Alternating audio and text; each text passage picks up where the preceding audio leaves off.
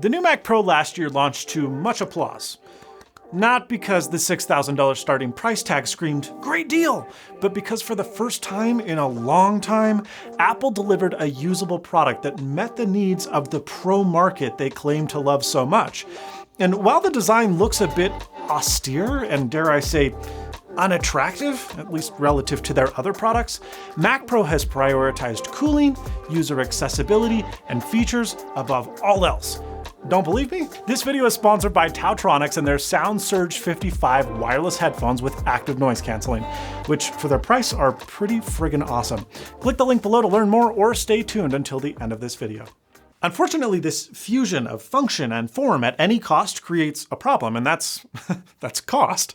I've heard many Apple fans use an argument that, while perhaps maybe barely rooted in truth, gets distorted and abused, and it really pisses me off. It's this idea that, oh, well, if you can't afford a Mac Pro, then maybe you're not pro enough. Or any business that does real work, like creative work, it can afford justifying the cost of these machines. And if you can't, then you're just not creative enough, and you're not gonna make it.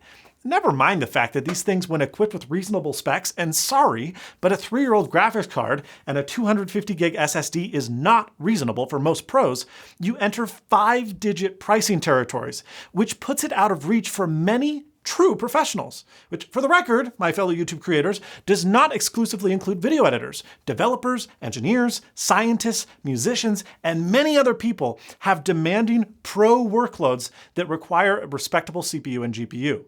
I haven't really heard a lot of people mention this, but to me it seems like Apple has tried to create a one-size-fits-all pro machine. I mean, think about it. What video editor needs 8 PCIe slots with dynamic lane switching through the very expensive PLX chip present in Mac Pro? Almost none, making the Mac Pro unnecessarily expensive for their needs. On the other hand, musicians frequently need many PCIe slots for their audio interfaces, their DSPs, and for those that use PCIe mixing and processing cards for apps like Pro Tools and Ableton. On the other hand, video editors can benefit from the high core count of the Xeon W CPUs, and depending on their workload, even the Afterburner FPGA card developed by Apple specifically for Mac Pro. However, engineers running Autodesk's AutoCAD need very few cores that run at a high operating frequency, and multiple GPUs that prioritize memory above all else, a setup that would be less than ideal for video production. What I'm trying to say is that in an attempt to work the best that it can in all pro workflows, Apple has made a computer that is, yes, awesome for a lot of pro workflows, and is exactly what people have been begging for since 2013. But for others, it is a slap in the face by Apple for either not building a machine ideal for their workload or entirely pricing them out of the market with features that they don't actually need. But what if Apple developed a Mac Pro Mini for the rest of us? This is a system built inside of the tiny new NZXT H1 case that launches today, and it's exactly what I think a lot of enthusiast and pro Apple users would be interested in. It's attractive, with ventilated side and rear panels for good airflow and quiet operation. The front glass panel allows you to peek inside at the components, but is tinted to hide some of the excess cabling that is bound to be visible in such a tiny build. And don't let size deceive you. This 13.6 liter case makes it just a little larger than, say, I don't know, the 13-inch trash can Mac Pro, but doesn't compromise in areas where that machine did. It packs a serious punch. This specific computer came from NZXT's build service, so I didn't need to put it together. Essentially, you go to their website, you select the games you want to play, you set a budget, and then Build takes care of the rest, suggesting to you the parts that you should use, while of course allowing you to make changes and selections of your own. The best part is that they just charge you the going retail cost of the parts and then an extra mere $99 to build the machine, test and benchmark it, warranty the entire system, and then ship you the assembled computer within 48 hours of ordering, oftentimes the same day, which is freaking sweet. Now, if you're a little bit like me and you're more interested in, I don't know, building your own system, you can do that by buying the bare H1 case too. Look, anyone who's built in a small form factor mini-ITX case knows that at times it can be a total freaking nightmare fitting everything into such a small form factor.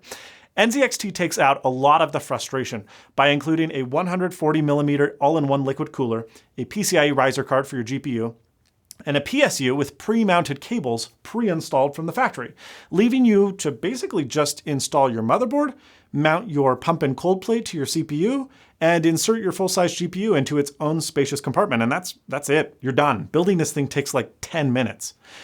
NZXT shipped me this test system with an Asus Strix Z390 gaming motherboard, an Intel i9-9900K, which was bold of them for such a small case because those suckers run hot, and then a Founders Edition NVIDIA GeForce RTX 2070 Super.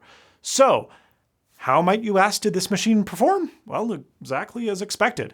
Despite the compact form factor and the really tight water loop, we were able to get a stable overclock at 5 GHz with a 1.32 core voltage. Temps got up there and the fans did get working pretty hard, but we never exceeded 90 degrees Celsius in Cinebench R20, which is an extremely demanding benchmark and generates a ton of heat. Oh, and for the score, we clocked in just around 5,000 points, which relative to the entry-level Mac Pro at $6,000 puts us, oh no. So pretty good then, I guess. Thermally speaking, Cinebench R20 is only bested by Prime 95, and in normal CPU-bound workloads and gaming, it was unusual to see this thing get hotter than even mid-70s. So speaking of gaming, Shibuya Roll Call It handles such a task in strides. In terms of gaming, this 2070 Super basically lived up to its expectation, performing as well as you would expect it to perform in a well-ventilated large ATX case. I was shockingly surprised to see similar gaming performance in every single title we tried. What's neat about this case is that you can put in whatever motherboard, CPU, and GPU you want to fit your budget and needs. Now, I don't want to talk down on what NZXT has accomplished here because I really do think this is a great little kit. However, if you look at the Mac Pro's design and the shockingly over-the-top but really nice things that Apple did, like the MPX GPUs that don't require any extra cabling, or the fans that need not be wired and are powered by contacts that sit on the motherboard, or the entirely toolless installation for RAM and PCIe card upgrades, they could take all of that awesome stuff and just put it in a much smaller box while still supporting user upgradability through third-party parts like GPUs. Build a cheaper motherboard with only 3 or 4 PCIe slots instead of 8. Use a non-enterprise CPU without the need for ECC memory. And that's already sounding pretty perfect. And hey, maybe even use an AMD CPU and NVIDIA GPU instead. Real talk though, as much as I really wish Apple would switch from Intel to AMD, I don't think it's as simple as many have made it out to be. Now, Linus did a really good video on this topic about why Apple's insistence on sticking with Intel is confusing from an engineering level, and I agree with him. But I think that most of Apple's rationale is financially driven. The new Mac Pro project started years ago when at the time AMD was just merely an up-and-comer. The macOS kernel isn't out of the box ready for AMD, which would take time and money to get ready. And that's ultimately going to be for a very small portion of the market. But most of all, Apple likely has exclusivity deals with Intel for lower pricing on the computers that they actually sell, their laptops, the MacBook line. And look, there's probably a million other reasons that makes it more complicated than just, oh, Apple wants to rip off their customers or screw everyone over. I mean, oh, is the neighbor kid yelling at the house next door getting annoying? I bet you wish you had some of these. The Sound Surge 55 with active noise canceling. You guys know I'm kind of an audio snob, and when the company I've been working with that owns RAV Power, whose products I really love, told me they had a pair of $100 active noise canceling headphones, I was very skeptical. Well, shame on me for doubting them because these are actually pretty awesome. I was not expecting the build quality to be very good at all given the price, but I was proven wrong pretty quickly. They feel sturdy, and the ear pads are soft and breathable. Sound quality is pretty good with tight bass, full-bodied mids, which I gotta admit I love. And while the high-end frequencies are a little bit less sharp than I'd like, I know a lot of people find excessive highs fatiguing, and so I think they designed these for the masses, and most people are really gonna like the way they sound. Noise canceling, look, it's not gonna match headphones 3 times their price, but at 1/3 of the price, they do a great job at blocking out the majority of consistent noises like airplane engine noise or HVAC systems. This ad is longer than I told them it would be, but I just really want you to know how good these are and how they're worth checking out if you're really searching for something in this price range. Get yours with the link below today and use my coupon listed below to save money at checkout.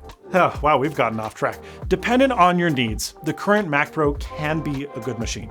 But even if it is, you aren't ever going to get a good value out of that machine, at least by definition, so long as your workflow could be done on Windows. Now, look, I know that macOS is worth money to people. It's worth money to me.